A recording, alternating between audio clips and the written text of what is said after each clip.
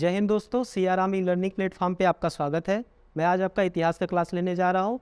इसमें आप प्राचीन इतिहास, मध्यकालीन इतिहास, किसी भी क्लास के स्टूडेंट हो आप इस पर जुड़ सकते हैं, ठीक है। और मैं आशा करता हूँ आप पूरी क्लास इसमें बने रहेंगे। तो चलिए हम स्टार्ट करते हैं आज कि इतिहास क्या है और इतिहास में क्या क्या पढ़ना है। इसके अलावा आपको कुछ नहीं पढ़ना है। इतिहास में पॉइंट वाइज पढ़ाएंगे और क्या है इसमें, बस वही चीज़ें आपको जानना है, उसके अलावा कुछ भी नहीं जानना है। तो स्टार्ट करते हैं। सबसे पहले हम देखेंगे अतीत की महत्वपूर्ण घटनाओं का अध्ययन इतिहास कहलाता है। यहाँ पर आप पढ़ा हुआ लिखा हुआ है, ठीक है। तो हम देखते हैं एक एक शब्द।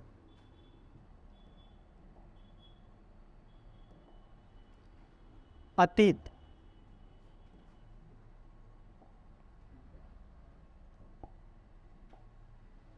जैसे कि पहला वर्ड लिखा है यहाँ पर अतीत। अतीत की महत्वपूर्ण घटनाओं का अध्ययन। अतीत का क्या मतलब होता है? बीता हुआ कल।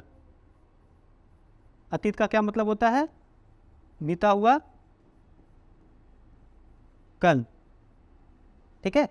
तो बीते हुए कल के महत्वपूर्ण घटनाओं का अध्ययन क्या कहलाता है? इतिहास कहलाता है। अब यहाँ पर एक शब्द है महत्वपूर्ण। अगर यहाँ पर मैं महत्वपूर्ण नहीं लिखता तो सीधा लाइन क्या होती? अतीत की घटनाओं का अध्ययन इतिहास कहलाता है। अगर महत्वपूर्ण मैं नहीं लिखता तो, क्योंकि सारी घटनाएं जो हो चुकी हैं पिछले, वो सब सारी चीज़ें घटनाएं क्या इतिहास है? ऐसा तो नहीं है, ठीक है। तो हम क्या देखते हैं कि महत्वपूर्ण घटनाएं देखते हैं। जो महत्वपूर्ण घटनाएं हुई हैं बस वही सारी चीज़ें हमारी क्या है? इतिहास है। तो महत्वपूर्ण घटनाओं का अध्ययन क्या कहलाता है? इतिहास कहलाता है। ये तो पहली डेफिनेशन हो गई, ये तो एक छोटा सा हो गया। उसके बाद फिर हम नेक्स्ट देखते हैं दूसरा, जो दूसरा इंपॉर्टेंट है। ये दूसरा, भूतकाल के लोगों का राजनीतिक पहलू, आर्थिक पहलू, सामाजिक पहलू, धार्मिक पहलू और सांस्कृतिक पहलू, इनका अध्ययन। यहाँ पर अध्ययन गलत लिखा हुआ है, अध्ययन, ठीक है। राजनीतिक, आर्थिक, सामाजिक, धार्मिक, सांस्कृतिक का अध्ययन इतिहास कहलाता है, ठीक है। अब देखते हैं भूतकाल। भूतकाल का मतलब क्या हुआ? जो लोग जा चुके हो, जो जिनकी मृत्यु हो चुकी है, जो लोग जा चुके हैं, जिनकी मृत्यु हो चुकी हो,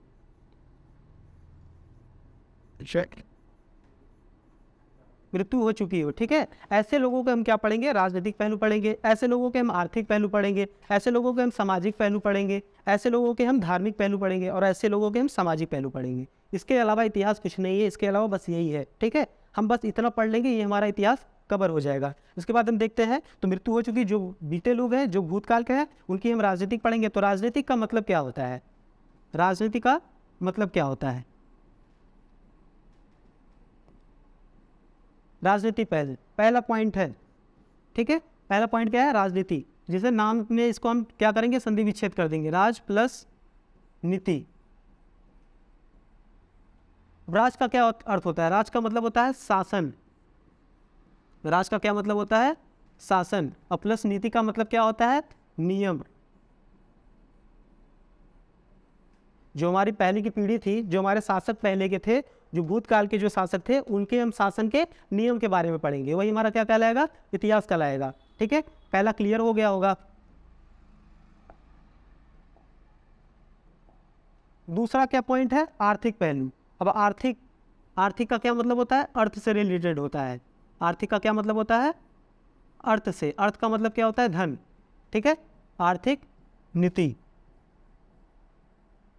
आर्थिक नीति, आर्थिक किससे रिलेटेड है? धन से है। जैसे हम बोलते हैं ना कि हमारी आर्थिक स्थिति ठीक नहीं है, हम क्या बोलते हैं? हमारी आर्थिक स्थिति ठीक नहीं है। तो आर्थिक का क्या मतलब हो गया? धन हो गया। तो कोई भी शासक होगा, अपने शासन को चलाने के लिए क्या करेगा? उसको किस चीज़ की आवश्यकता होगी? उसको धन की आवश्यकता होगी। तो धन कैसे लाएगा? धन क्या करेगा? लोगों पे क्या करेगा? कर आरोपण करेगा। जैसे कृषि पे कर आरोपण करेगा। जैसे आज के समय में हम देखते हैं क्या होता है, जीएसटी लागू है, ठीक है। कर, ऐसे बहुत सारे कर है जो लेता है सरकार, उससे हमें क्या करता है? हमारे लिए इम्प्लीमेंट करता है उसी पैसे को उठाकर। तो राजनीति चलाने के लिए, अपने शासन को चलाने के लिए क्या करेगा? आर्थिक नीति बनाएगा। जैसे कि बजट लागू होता है आज के समय में, ठीक है। तो ये हमारा क्या कहलाएगा? आर्थिक नीति, जो कि धन से रिलेटेड है। और धन में एक चीज़ और है, बाजार। जैसे सामाजिक जो लोग हैं, जो आम लोग हैं, उनको क्या होगा? बाजार की आवश्यकता होगी। बाजार की क्यों आवश्यकता होगी? कोई ज़रूरत है, किसी वस्तु की ज़रूरत है, हम कहाँ जाएंगे? बाजार में लेने के लिए जाएंगे। तो बाजार में जाने के लिए किस चीज़ की आवश्यकता होगी? धन की होगी। तो धन हमें कहाँ से मिलेगा? ये सारी चीज़ें किस में हम पढ़ेंगे? इसलिए आर्थिक नीति में पढ़ेंगे। तो पुराने ज़माने के जो लोग थे, भूतकाल के जो लोग थे, उनकी ये आर्थिक नीति में पढ़ेंगे। हमारा इतिहास का दूसरा पॉइंट खत्म होगा। अब तीसरा पॉइंट हम देखेंगे। तीसरा पॉइंट देखेंगे सामाजिक पहलू। सामाजिक तीसरा पॉइंट देखेंगे सामाजिक पहलू। सामाजिक, पहले समाज को ही समझ लो, समाज क्या होता है। समाज कभी एक व्यक्ति से नहीं बनता, समाज हमेशा कई व्यक्तियों से मिलकर तब जाके समाज बनता है। जैसे यहाँ पर मैं बता दूँ आपको, कोई एक व्यक्ति है, ये समाज नहीं कहलाएगा जब तक कि इसके इर्द गिर्द बहुत सारे लोग ना हो। जब कई लोग मिल जाएंगे उसके बाद ये किसका निर्माण करेंगे, एक समाज का निर्माण करेंगे। इसमें 4 लोग मिल जाएंगे, उसके बाद समाज हमारा क्या होगा, बन जाएगा। तो सामाजिक में क्या होगा, सामाजिक में ये होगा कि समाज में कैसे लोग रहते थे। जैसे यहाँ पर क्या था, सती प्रथा थी या नहीं थी, सती प्रथा थी या नहीं थी, वर्ण व्यवस्था था या नहीं। वर्ण व्यवस्था का मतलब क्या होता है, वर्ण व्यवस्था, वर्ण व्यवस्था का मतलब जो जाति प्रथा, जाति प्रथा थी या नहीं, ठीक है। सती प्रथा के बाद बाल विवाह हो गया,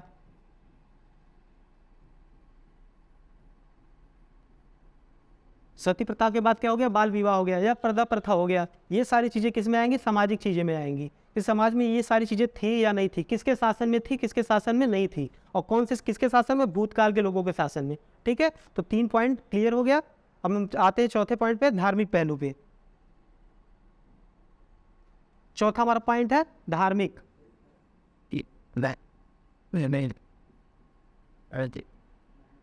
धार्मिक का मतलब होता है, जो नाम से ही क्लियर है, धर्म से रिलेटेड, ठीक है। किससे रिलेटेड है, धर्म से। धर्म में जानते हैं आप कि हिंदू धर्म, मुस्लिम धर्म,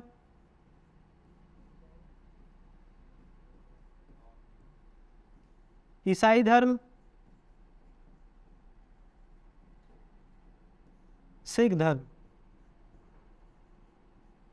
भारत में ऐसे 4 धर्म पाए जाते हैं अक्सर, ठीक है। तो पुराने समय के लोग जो थे, किसके शासनकाल में किसका ज़्यादा था, जैसे हिंदू धर्म का था या मुस्लिम का था या ईसाई का था या सिख था, ठीक है। ऐसे बहुत सारी चीज़ें हैं जो शासक जो होता था, जो राजा होता था, इम्प्लीमेंट करता था कि हमारे शासन में ये चीज़ चलेगी। जैसे हिंदुओं पे जजिया कर लगाया जाता था, ठीक है। तो ऐसे बहुत सारी चीज़ें, धर्म के लिए क्या किया जाता था, क्या नहीं किया था, उसके बारे में हम पढ़ेंगे, तो हमारे धार्मिक पहलू में आएगा। अब लास्ट है सांस्कृतिक पहलू। लास्ट हम क्या देखते हैं, सांस्कृतिक पहलू। सांस्कृतिक का मतलब होता है कल्चर से रिलेटेड।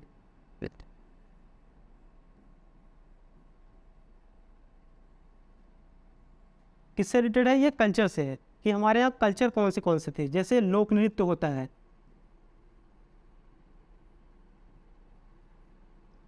जैसे असम का बिहू होता है, ठीक है। ऐसे लोक नृत्य क्या थे, लोक गीत क्या थे, लोकगीत। लोकगीत में जैसे आज कजरी गाया जाता है उत्तर बिहार क्षेत्रों में, ठीक है। उसके बाद चित्रकला हो गया,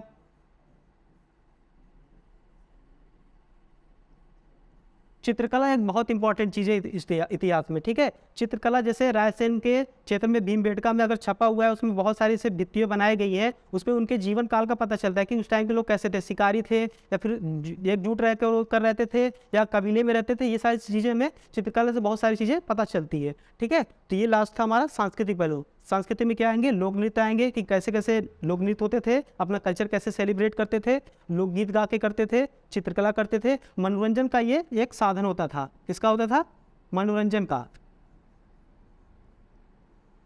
मनोरंजन का एक साधन होता था। और इसमें खेल भी आते हैं। बच्चे कौन से खेल खेलते थे, आप जब सिंधु घाटी सभ्यता पढ़ेंगे उसमें बहुत सारी चीज़ें दी गई हैं इन सब के बारे में कि उस टाइम के लोग कैसे क्या करते थे, ये कंज्यूम करते हैं, ठीक है। अब दूसरे ऊपर आते हैं,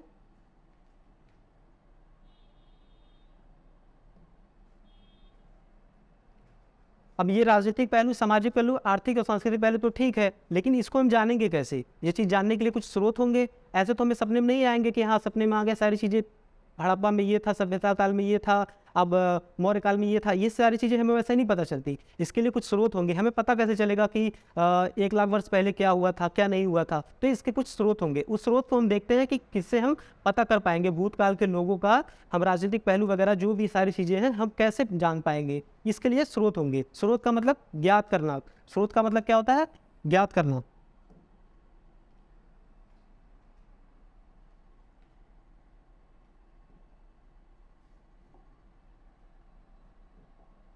स्रोत का मतलब क्या होता है, पता करना, ठीक है, ज्ञात करना,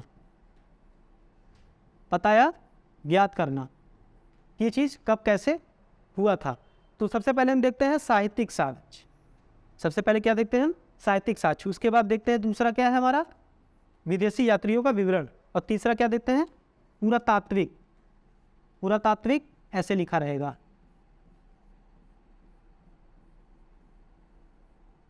पुरातात्विक साक्ष्य। ठीक है, तो एक एक को हम समझते हैं कि साहित्यिक साक्ष्य क्या है, विदेशी यात्रियों का विवरण क्या है और पुरातात्विक साक्ष्य क्या है। तो सबसे पहले देते हैं साहित्यिक साक्ष्य। साहित्यिक का मतलब नाम से ही देखो इसका है बुक से रिलेटेड। जैसे आप हिंदी में पढ़ते आते होंगे ना, हिंदी साहित्य, तो साहित्य क्या है? एक किताब है।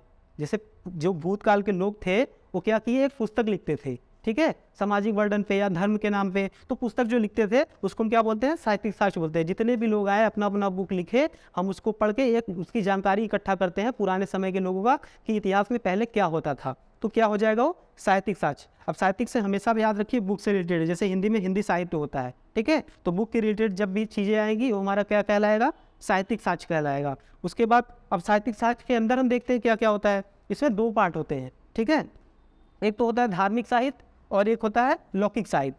अब धार्मिक साहित्य का मतलब क्या होता है? धार्मिक मतलब जो धर्म से रिलेटेड हो। धार्मिक का मतलब क्या है? जो धर्म से रिलेटेड हो, जिसमें भगवान के बारे में बताया गया है, जिसमें किसी देवता के बारे में बताया गया है उस पुस्तक में, ठीक है। तो जो धार्मिक साहित्य होगा उसमें भगवान के बारे में बताया गया होगा, किसी भी रिलेटेड सब जो है कि धर्म के बारे में बताया गया होगा। लौकिक में, लौकिक साहित्य का मतलब ये होता है जो हमारे सामाजिक वर्णन होगा, जो हमारे किसी जो शासक होंगे उनके बारे में लिखा गया होगा कि वो कैसे शासन करते थे, वो क्या क्या इम्प्लीमेंट करते थे अपने शासन में, ठीक है। तो सारी चीज़ किस में आएगी? लौकिक साहित्य में आएगी। अब धार्मिक साहित्य और लौकिक साहित्य में क्या क्या है हम उसको देखते हैं। धार्मिक साहित्य मैंने बताया ना कि धर्म से रिलेटेड होगा, ठीक है। तो धर्म में जैसे देखो वेद होता है, पुराण होता है, उपनिषद, सारी डिटेल आपको पढ़ाया जाएगा, लेकिन आप ओवरऑल एक देखते रहिए कि इसमें क्या है। धार्मिक साहित्य में वेद के बारे में लिखा गया है, पुराण के बारे में लिखा गया है, उपनिषद के बारे में लिखा गया है और स्मृतियाँ के बारे में लिखी गई है।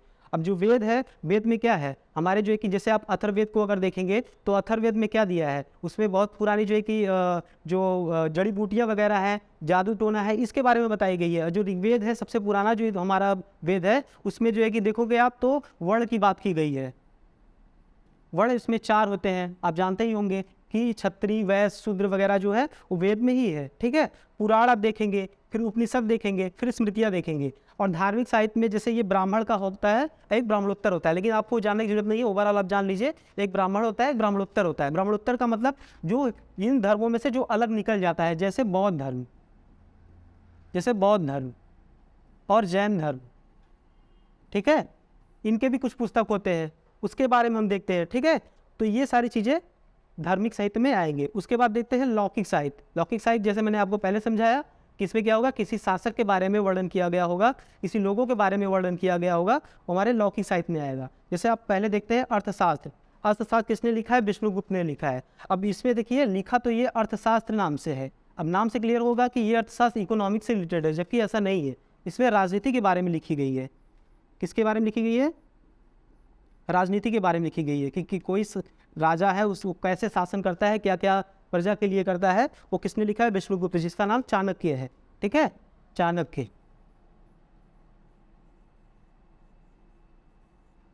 इन्होंने क्या किया है? अर्थशास्त्र पुस्तक लिखा है जिसमें सारी इतिहास के बारे में बताया है, जो राजनीति के क्षेत्र में है, न कि इकोनॉमिक्स के क्षेत्र में है।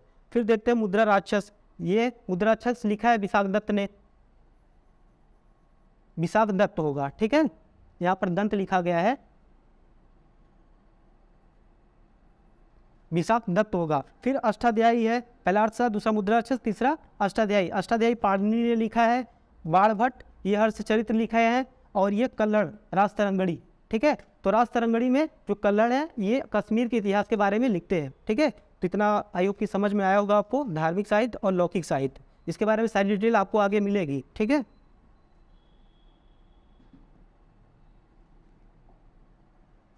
इसके बाद देखते हैं विदेशी यात्रियों का विवरण, जो हमारा दूसरा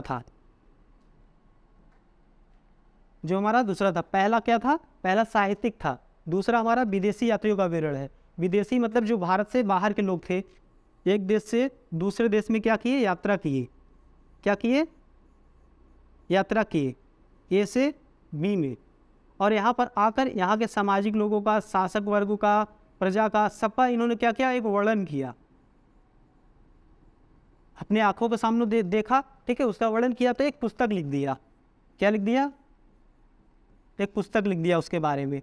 अब यहाँ से गए अपने देश में या फिर यहीं पर रहकर उन्होंने एक पुस्तक लिख दिया, और पुस्तक में हमारे भारत के बारे में बहुत सारी चीज़ें उन्होंने लिख दिया कि ये सारी चीज़ें इसमें भारत में होती थी। जैसे मेगस्थनीज जो है कि लिखता है कि यहाँ पर दास प्रथा नहीं थी, जबकि ये गलत है, ठीक है। ऐसे बहुत सारे लोग हैं जो गलत भी रहते हैं, सही भी लिखते हैं। तो ऐसे एक इतिहास को लेकर नहीं करते, इसीलिए 3-3 स्रोत है, ठीक है। कभी हम साहित्यिक जो साक्ष्य है उसके आधार पर पूरा इतिहास नहीं मान लेंगे, हम विदेशी यात्रियों का भी लेंगे, पूरा तात्विक का भी लेंगे, तीनों का एक इकट्ठा करेंगे, तब जाकर हम एग्ज्यूम करके तब जाके हम इतिहास का जो है कि लिखेंगे कि ये एक्यूरेट है, ठीक है। तो इसीलिए कुछ चीज़ें गलत भी होती हैं, तो हम उसमें जो कॉमन चीज़ें होती हैं हम उसको मिलाकर एक इकट्ठा करके एक पुस्तक निर्माण करते हैं, जिससे हमें पता चलता है कि उस टाइम पे लोग क्या क्या करते थे, ठीक है।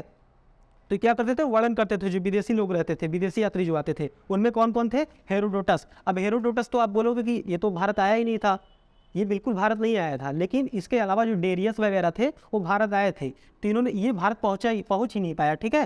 तो इसने क्या किया, 2-3 लोगों का पुस्तक जो यात्रा किए थे भारत में उनका पुस्तक उठाया और इसने कंपाइल करके एक पुस्तक में लिख दिया, और उस पुस्तक का नाम हुआ हिस्टोरिका, और ये बहुत फेमस हुआ। हेरोडोटस इतिहास का जनक भी माना जाता है, ठीक है। तो हेरोडोटस ने क्या लिखा? हिस्टोरिका लिखा। फिर मेगास्थनीज ये चंद्रगुप्त मौर्य के शासनकाल में आया था राजदूत बन के, इसने इंडिका लिखा। फिर फायान है, ये चीन का था, ये फो क्यों की लिखा, फो क्यों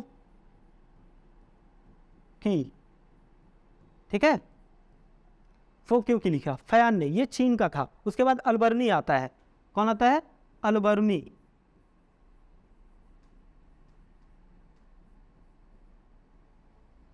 अलबर्नी आता है, इसने क्या लिखा? किताबुल हिंद लिखा, ठीक है। मोहम्मद गजनवी था, मोहम्मद गजनवी के साथ अलबर्नी आता है और यहाँ पर कई वर्षों तक रहता है, यहाँ पर संस्कृत भी सीखता है, और इसने रामायण और महाभारत का भी जो है कि उसका पढ़ता है, और उसके बाद इसने किताबुल हिंद लिखा जो कि भारत के बारे में है। किसके बारे में है? भारत के बारे में। इसलिए मैंने क्या लिया, विदेशी यात्रियों का विवरण में उन सबका नाम लिया। आई होप कि आपको समझ में आया होगा। अब ये तो दूसरा था, पहला साहित्यिक था, दूसरा क्या था? विदेशी यात्रियों का विवरण हो गया। अब तीसरा क्या देखते हैं? पूरा तात्विक साक्ष्य देखते हैं। पूरा तात्विक का मतलब क्या होता है, समझते हैं आगे से।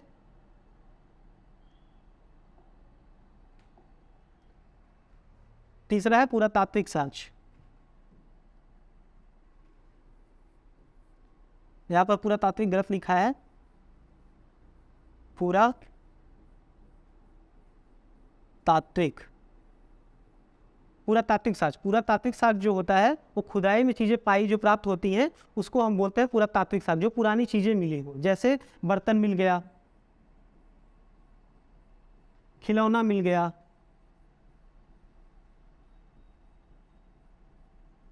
तलवार मिल गया मतलब हथियार, ऐसे बहुत सारी चीज़ें हैं जो पुराने समय का मिल जाता है, ठीक है।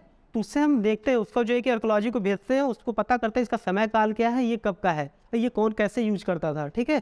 तो इसको क्या बोलते हैं? पूरा तात्विक बोलते हैं। पूरा तात्विक का मतलब जो खोदी हुई चीज़ों से निकली हो। अब इसके आगे देखते हैं हम, इसके 2 पॉइंट है। पहला है क्या? लंबवत उत्खनन, और दूसरा है क्षैतिज उत्खनन। अब उत्खनन का मतलब होता है खुदाई करना,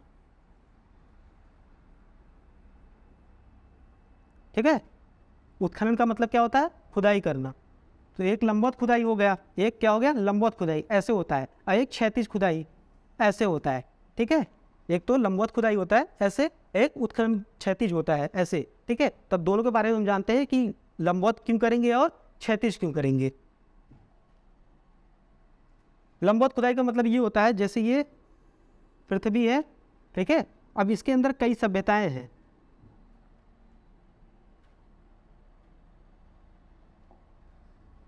इसके अंदर दूसरी तीसरी सभ्यताएं,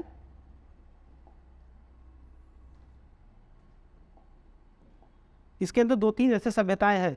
हम लंबवत खुदाई करेंगे। जैसे पहले 1853 में आप जानते हैं कि रेलवे का निर्माण हुआ था, ठीक है। तो जब रेलवे का निर्माण होने लग गया तो वहाँ पर खुदाई करने लगे लोग, तो वहाँ पर कुछ ईंटें पत्थर ऐसे मतलब पुराने समय के मिलने लगे। फिर उनको लगा कि यहाँ पर कोई सभ्यता थी, तो जब सभ्यता को प्राप्त करना होता है तो यहाँ पर लंबवत ऐसे खुदाई करते हैं। जब लंबवत ऐसे खुदाई करेंगे तो पता चलता है कि यहाँ पर एक सभ्यता है, यहाँ पर दूसरी सभ्यता है, यहाँ पर तीसरी सभ्यता है, यहाँ पर तीसरी सभ्यता है, यहाँ पर चौथी सभ्यता है। अब तो हमें ये पता चल गया उसके मिट्टी से वहाँ पर कुछ चीज़ें ऐसे मिल गई जिससे हमें पता चला कि यहाँ पर 3-4 सभ्यताएं हैं, पनप रही थी, पहले से हो चुकी है। तो अब इसको हम पहले तो पता चल गया कि 4 सभ्यताएं हैं, अब इसके बारे में हम डिटेल कैसे निकालेंगे, ठीक है। तो इसके लिए हम लंबवत, ये लंबवत का हो गया, ठीक है। उसके बाद हम क्या करेंगे, क्षैतिज खुदाई करेंगे। कौन सी खुदाई करेंगे, क्षैतिज खुदाई करेंगे।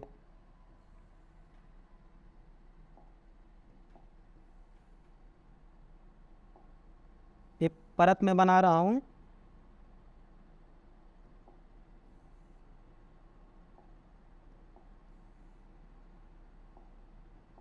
ये अगर भूपट्टिक जो अंदर धरती हो गई हमारी इसमें, तो इसमें हम क्या करेंगे, क्षैतिज खुदाई करेंगे, ऐसे खुदाई करेंगे।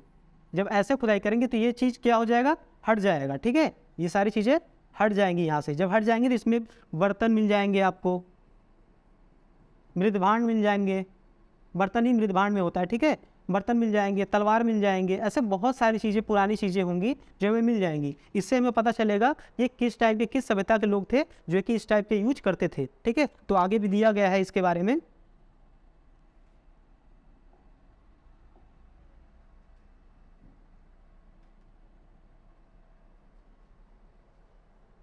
चलो इसमें नहीं दिया, मैं बता दे रहा हूँ, ठीक है। जैसे इसमें मृदभांड होता है, क्या होता है पुरातात्विक में, एक पॉइंट और रहा होगा इसमें,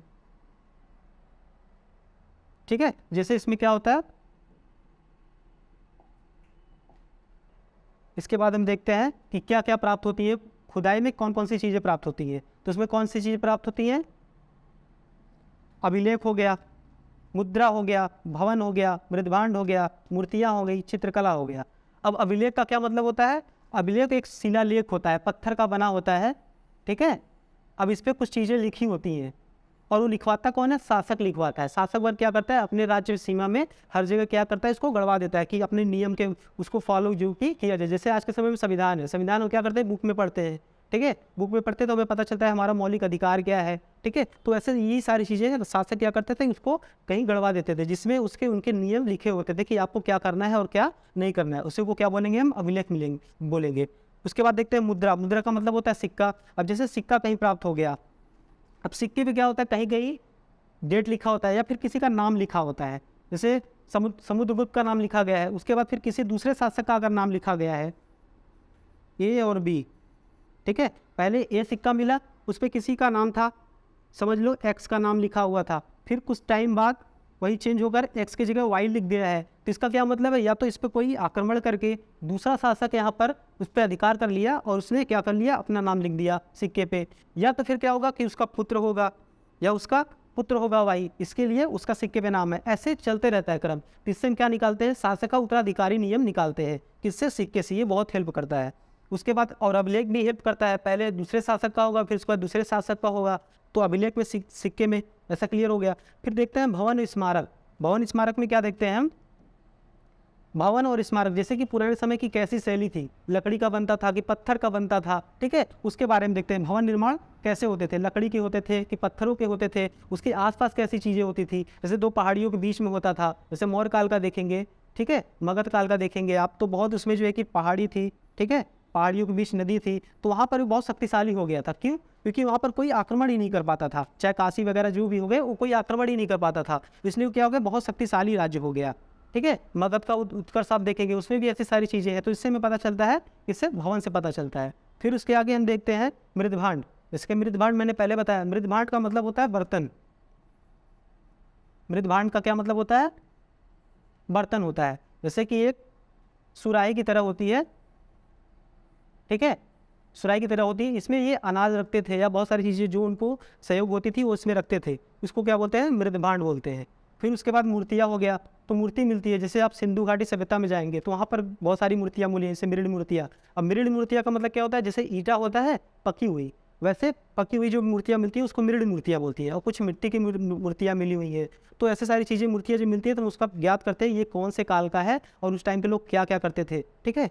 उसके बाद चित्रकला देखते हैं, तो चित्रकला अगर कुछ हमें मिल जाता है तो चित्रकला में हम देखते हैं कि कौन से टाइम का ये है और उस टाइम के लोग का जीवन कैसा था, वो क्योंकि उकारते हैं। जैसे दीवाल हो गया, जैसे उस टाइम का भी, अब मैंने बताया था भीमबेटका,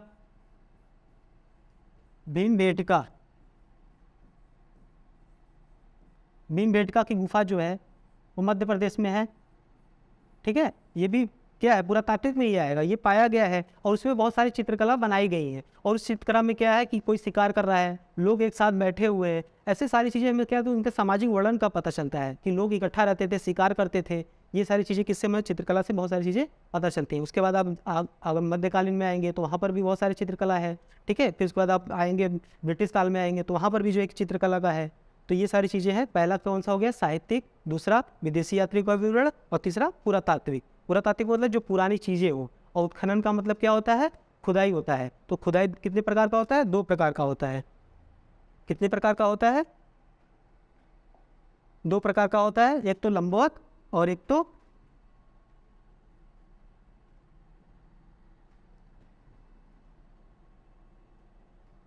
लंबवत होता है और दूसरा क्षैतिज होता है। लंबवत हम एक साथ कई सभ्यता के बारे में पता कर सकते हैं लेकिन पूरा डिटेल नहीं निकाल सकते, इसलिए हम क्या करते हैं, क्षैतिज का सहारा लेते हैं। क्षैतिज का मतलब ऐसे होगा, तो यहाँ पे जितनी भी सारी चीज़ें होंगी सब क्या होगा, हट जाएगा, और जितनी चीज़ें इसमें ढकी होंगी, नीचे बर्तन वगैरह जो भी चीज़ें होंगी वो सारी चीज़ें क्या होंगी, हमें प्राप्त हो जाएंगी। फिर उसका हम क्या करेंगे, अन्वेषण करेंगे और उससे हमें सारी चीज़ें इतिहास का पता चल जाएगा। इसके बाद हम देखते हैं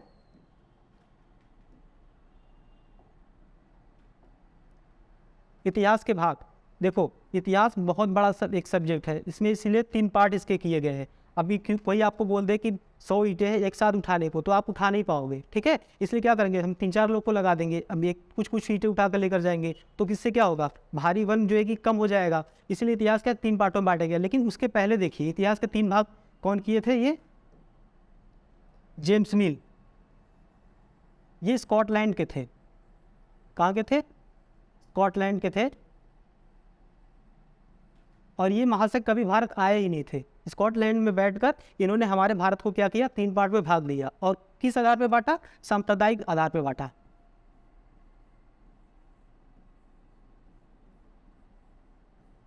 सांप्रदायिक आधार पे। अभी हम सांप्रदायिक को क्लियर करते हैं क्या होता है। पहला देखो इन्होंने क्या बांटा है, हिंदू काल बांटा है, दूसरा मुस्लिम काल, तीसरा ईसाई काल। मतलब इन्होंने क्या किया, धर्म के नाम पे बांट दिया। सांप्रदायिक का मतलब होता है धर्म, जहाँ 2 धर्म हो, 2 धर्म या 2 धर्मों से अधिक लोग हो, वहाँ पर क्या होता है, सांप्रदायिक होता है। जैसे आप सुनते होंगे सांप्रदायिक दंगा, ठीक है। तो वहाँ पर क्या होता है, 2 समुदाय मिलकर इकट्ठा हो जाते हैं, झड़प हो जाती है, या 2 धर्म से अधिक होते हैं, तो वहाँ पर क्या होता है, सांप्रदायिक होता है। तो हिंदू काल, मुस्लिम काल, ईसाई काल, ये क्या कर दिया, हमारे भारत को बांटने का काम किया। बांटो अब तो शासन करो, ये वाली नीति का। लेकिन उसके बाद हमारे राष्ट्रवादी शासक हुए। कौन हुए, राष्ट्रवादी शासक। राष्ट्रवादी लेखक जो हमारे हुए, इस आधार तो यही रखा उन्होंने, लेकिन उन्होंने क्या अपने हिसाब से 3 पार्ट में इतिहास को बांटा। पहला उन्होंने क्या बांटा, प्राचीन काल, प्राचीन काल का इतिहास।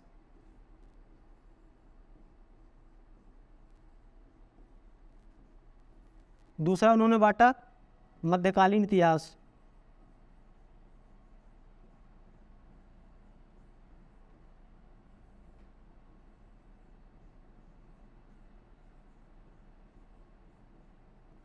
दूसरा उन्होंने मध्यकालीन इतिहास बांटा। तीसरा आधुनिक काल का इतिहास,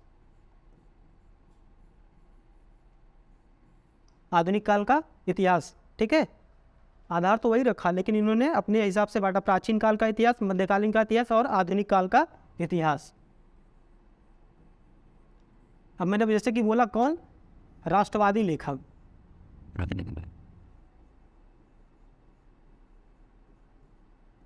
राष्ट्रवादी लेखक। अब राष्ट्रवादी लेखक का मतलब आप लोग समझ रहे होंगे कि भारत के ही होंगे, ठीक है। कहाँ के होंगे, ये भारत के ही होंगे। अब एक चीज़ है कि देश और राष्ट्र, 2 चीज़ में मैं अंतर बता देता हूँ आपको। एक तो होता है देश और दूसरा होता है राष्ट्र। अब देश का क्या मतलब होता है, जो देश हमारा भारत देश है, एक छोटा सा मैं बना दे रहा हूँ। यहाँ पर कई शासक शासन करते थे, लेकिन यहाँ से एक दूसरे के यहाँ जा नहीं सकते थे। अगर जाते थे तो राजदूत बन के जाते थे और एक दूसरे से बता के जाते थे कि हाँ मैं आपके शासन में आ रहा हूँ, ठीक है। नहीं तो क्या हो जाता था, युद्ध हो जाता था। लेकिन ये देश की भावना थी कि ये हमारा देश है, हमारा राज्य है। लेकिन राष्ट्र में यही चीज़ें नहीं होती हैं। राष्ट्र में क्या होता है, राष्ट्र में एकता की भावना आ जाती है। किसकी भावना आ जाती है? एकता की भावना आ जाती है। एकता की भावना का ये मतलब है कि आप किसी भी राज्य में जा सकते हो। जैसे आप पॉलिटी अगर पढ़ते होगे, आप जानते होगे कि हमें कहीं भी आने जाने की स्वतंत्रता है। तो आप चाहे उत्तर प्रदेश में जाए, चाहे बिहार में जाए, चाहे जम्मू कश्मीर में जाए, कहीं भी जाएँ और वहाँ पर आप रह सकते हैं, आ सकते हैं, जा सकते हैं, सब कुछ हुए, ठीक है। तो ये चीज़ राष्ट्र की भावना में जब एकता आ जाती है, आप कहीं भी जा सकते हो, आप कहीं भी आ सकते हो, वहाँ पर क्या होता है? राष्ट्र की भावना आ जाती है। तो राष्ट्रवादी लेखक हमारे क्या किए? 3 पार्ट में बांटे भारत के इतिहास को। कौन कौन सा? एक तो प्राचीन काल का इतिहास, दूसरा मध्यकालीन का इतिहास, तीसरा